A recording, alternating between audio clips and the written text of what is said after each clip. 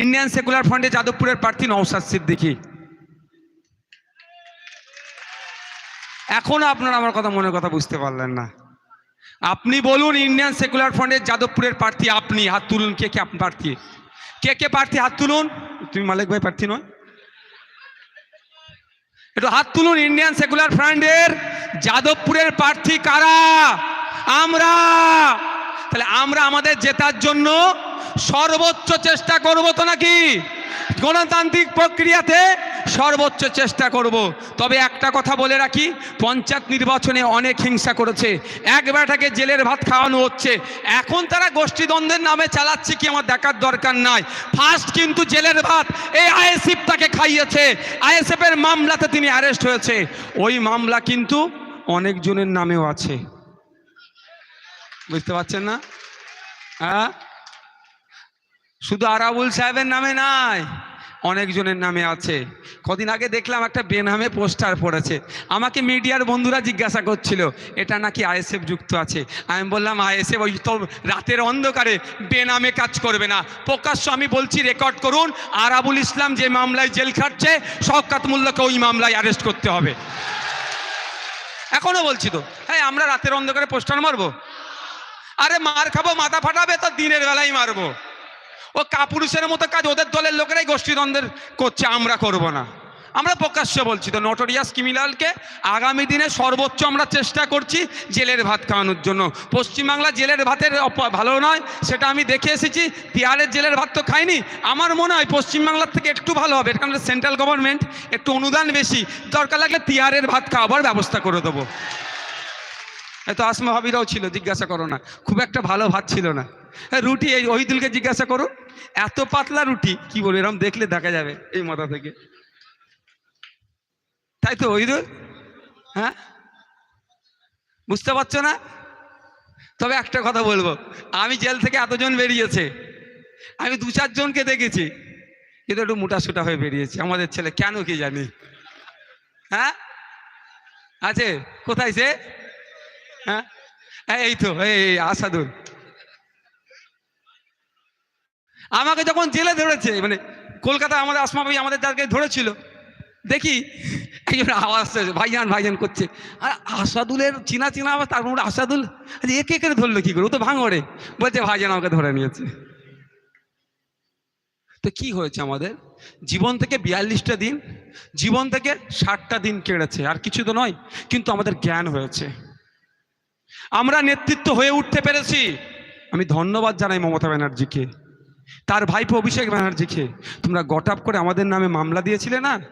জীবনে জেলে যদি না যেতাম, পুলিশ কাস্টডিতে না থাকতাম, বারাইপুর জেলে যদি না যেতাম, জীবনের রাজনীতির একটা বড় অংশ আমাদের অসম্পূর্ণ থেকে যেত। আমি এই জায়গা থেকে ধন্যবাদ জানাই রাজনীতির জ্ঞান অর্জন করার জন্য। একটা অধ্যায় তারা আমাদের অনিচ্ছাতেও পূরণ করিয়ে দিয়েছে। একটা ভয় লাগতো ভাই, এই জেল খাটবো জেল খাটবো, যাই বলি না কেন একটু মনে ভয় লাগতো, কি রে বাবা কিছুই নয়, ফোনটা শুধু পাওয়া যাবে না।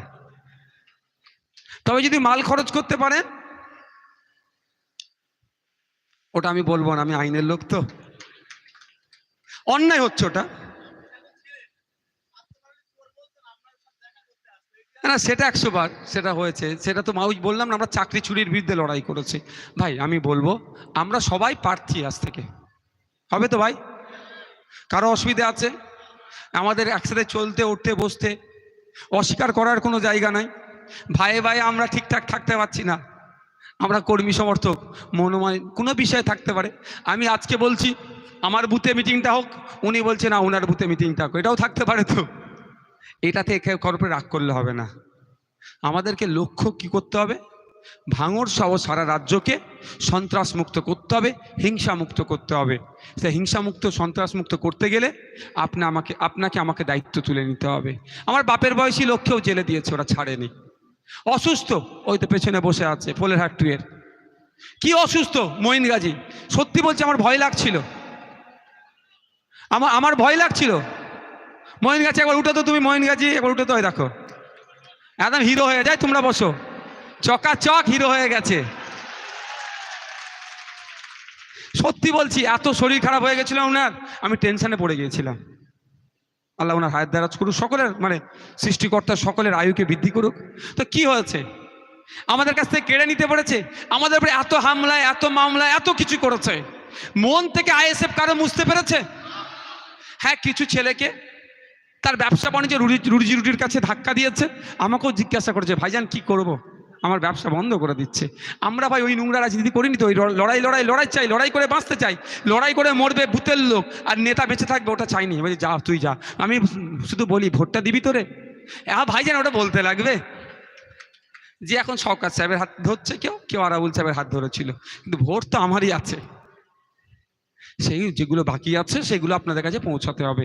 দলুয়া খাকি থেকে শুরু করে, যাদবপুর থেকে শুরু করে, টালিগঞ্জ থেকে আপনার বারাইপুর পূর্ব পশ্চিম, সোনারপুর উত্তর দক্ষিণ, সর্বোপরি ভাঙড়ের সেই 6 লেন থেকে শুরু করে একদম কোথায়, পোলের হাটের ওই মাথারা নাম বলে না গো, মাছিভাঙা থেকে শুরু করে ওই শেষ পর্যন্ত একদম ওই পাগলা পীর পর্যন্ত আমাদের সবটাই আমরা কি করব, আমাদের ভোট তো সব, সেটাকে গুছিয়ে আমাদের খামের মধ্যে দেব। আপনাদের বলি, আপনারা এখন থেকে লেগে যাবেন, যখন আমাদের সিম্বল অ্যালটমেন্ট হবে, সিম্বল আমরা কত নম্বরে পাবো এটা ভালো করে বুঝবেন। আমিরুল্লাহ জানে কিছু তৃণমূলী বন্ধুদের ফিট করে পঞ্চায়েত বিধানসভাতে আমার বিরুদ্ধে ক্যাম্পেইন করিয়েছিল যে 1 নম্বর না 2 নম্বর সুইচটা টিপে মেশিনটা অন করবেন, তারপরে ভাইজানের খাম চিহ্ন দেবে। এটা আর হতে দেওয়া যাবে না। আমি ভেবেছিলাম 86,000 ভোট কিভাবে তৃণমূল পেল, পরে জানছি ভাইজান এই করেছে সব। আবার কিছু লোকের মাথায় নাকি কোরআন শরীফ তুলে দিয়েছিল, ধর্মগ্রন্থে তুলে দিয়েছিল, ওগুলো হতে দেওয়া যাবে না। কোনো অন্যায় হলে সাথে সাথে আমাদেরকে জানাবেন, আমরা সাথে সাথে ইসিআইকে জানাবো। ইসিআই যদি অ্যাকশন না নেয়, আমরা প্রয়োজনে কি করতে হবে, আইনত কি ব্যবস্থা গ্রহণ করতে হবে সেটা আমরা করব। কোনো প্ররোচনায় পা দেওয়ার দরকার নাই, কোনো অশান্তিতে পা দেওয়ার দরকার নাই। মানুষের কাছে শুধু ভোট দানের ব্যবস্থাটা ঠিক করে দেব, মানুষ শান্তশিষ্টভাবে এসে ভোট দেবে, ভোট ফিরে যাবে। এটা হবে ভাই। সকলে ভালো থাকবেন, সুস্থ থাকবেন। আমাদের ভোটটা কবে আছে? এপ্রিল জুন, আমাদের ভোট কিন্তু এখন বাকি আছে। কবে? জুন মাসের 4 তারিখে সকাল সকাল খামচিনে ভোট দেওয়া।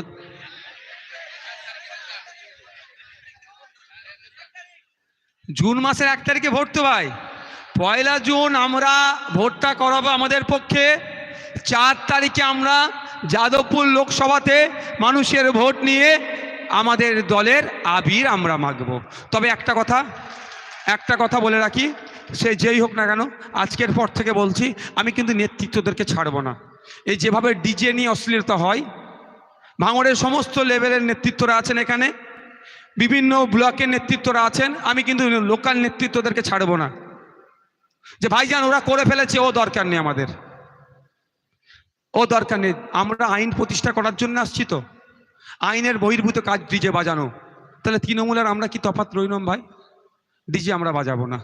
আমরা কি করব? অবশ্যই একটু আবির মাগবো, মানুষ আমাদেরকে আশা করছে সুযোগ দেবে। আমরা বিজয় উৎসব কাকে বলে, বিজয় উৎসবের মাধ্যমে সামাজিক কি বার্তা দেওয়া যায়, আশা করছি 4 তারিখে রেজাল্ট পাওয়ার পরেই আমরা ঘোষণা করব এবং সারা রাজ্যের মানুষকে তাক লাগিয়ে দেব। কিন্তু এই রেজাল্টটা পেতে গেলে কার ভূমিকা লাগবে? আপনাদের ভূমিকা। আপনারা ছাড়া আমরা চ্যাম্পিয়ন অর্থাৎ 1 নম্বর থাকার রেজাল্টটা পাবো না। আপনারা যদি চান যে আমরা এখান থেকে যাদবপুর থেকে পার্লামেন্টে পাঠাবো, তাহলে আমরা জিততে পারবো। তবে একটা কথা, বামপন্থী বন্ধুরা সবাই বলছে আমরা জিতে যাচ্ছি, ভালো কথা। আমাদের এখানে যেটা আছেন কয়েক হাজার মানুষ আছে, এটা যদি ট্রেনিং প্রাপ্ত 100 বছরের দল, 60 বছরের দল, 40 বছরের দল, 1998 সালের দল যদি হতো, এর 2 ডবল জায়গা নিয়ে চেয়ারগুলোকে কি করতো জানেন? একটার পরে 1 ফুট গ্যাপ রাখতো। ওদের ট্রেনিং দেওয়া আছে। আর আমরা যত পারবো ভাইজানের বুকের উপরে উঠতে হবে, কাছে আসি। তা বলে আমি বলছি না ওই রকম করুন, ওইরকম আমার দরকার নাই। কিন্তু ওই বাকি টেকনিক্যাল জায়গাগুলোতে হেবি যে আমরা জিতছি। আরে দেবে তো জনগণ ভোট, জনগণ কাকে ভোট দেবে মনস্থির করে নিয়েছে। মনুষ্যের করেছে। কেউ 24 বছরের আক্রমণের সম্মুখীন হতে হয়েছে, কাউকে 30 বছর আক্রান্ত হচ্ছে, কেউ 12 বছর আক্রান্ত হয়েছে। সব বঞ্চিত মানুষ আজকে কোথায় আসছে? আইএসএফের ছায়াতলে আসছে। আমি আপনাদের বলতে পারি, আপনারা যদি সর্বোচ্চ ভূমিকা পালন করেন, আপনি যদি মনে করেন যে আপনি প্রার্থী যাদবপুর লোকসভার, আপনার সর্বপ্রথম কাজ হবে আপনার বুথকে জিতাতে হবে। আপনার বুথ জিতলেই যাদবপুর জিতবে, আপনার অঞ্চল জিতলে যাদবপুর অঞ্চল, যাদবপুর লোকসভা জিতবে, আপনার ব্লক, আপনার বিধানসভা জিতলেই যাদবপুর লোকসভা জিতবে। তাহলে আমরা কিন্তু 1 তারিখে ভোট দেবো এবং 4 তারিখে রেজাল্ট আমাদের পক্ষে নিয়ে আসবো। সকলে ভালো থাকবেন, সুস্থ থাকবেন, আস্তে আস্তে এখান থেকে বিদায় নেবেন।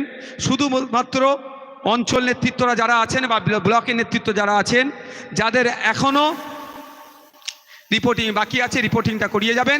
আপনাদের বলি, আপনাদের ব্লক নেতৃত্বদের মাধ্যমে, ওই তো ডাক্তার টিকে মণ্ডল আছে, বেচারির অপারেশন অবস্থায় মারাত্মক রোগ নিয়ে উনি ওই দিনকে মার খেয়েছিল, ওনাকে অ্যারেস্ট করেছিল। কই টিকে মণ্ডল আমাদেরকে ছেড়ে গিয়েছে? মনে হয় যাবে। এ আমাদের তুমি ওঠো, একে তোলো, ভোগালিওয়ানের ওঠো ওঠো। ওই বেচারির নামে মিথ্যা কেস থেকে বাড়ি ছাড়া করিয়েছিল। দুঃখ লাগছে আমারও, ওনার স্ত্রী মারা গিয়েছে, ওনার 2টো বাচ্চা আছে, জানাজাকে ঠিকঠাক না করে মাটি ঠিকঠাক দিতে পারেনি, অ্যারেস্ট করে নেবে, মিথ্যা মামলায় জেলে রাখবে, ওই বাচ্চাগুলোকে সামলাবে না, স্ত্রী হারার শোক জ্ঞাপন করবে। তারপরেও কিন্তু আমাদের ছেড়ে যায়নি।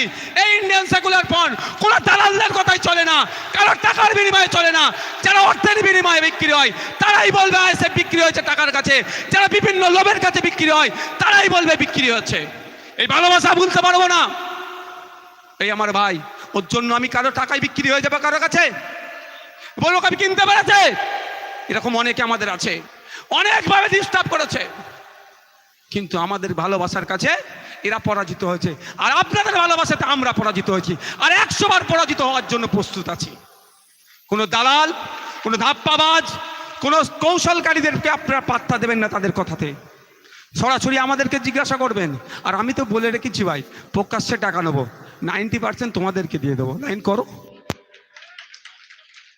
বুঝতে পারছেন না? যান, ভালো থাকবেন, সুস্থ থাকবেন, সকলে আস্তে আস্তে বিদায় নিন। আর যারা নেতৃত্বরা আছেন, আপনারা আপনাদের যেগুলো আপনার কি বলে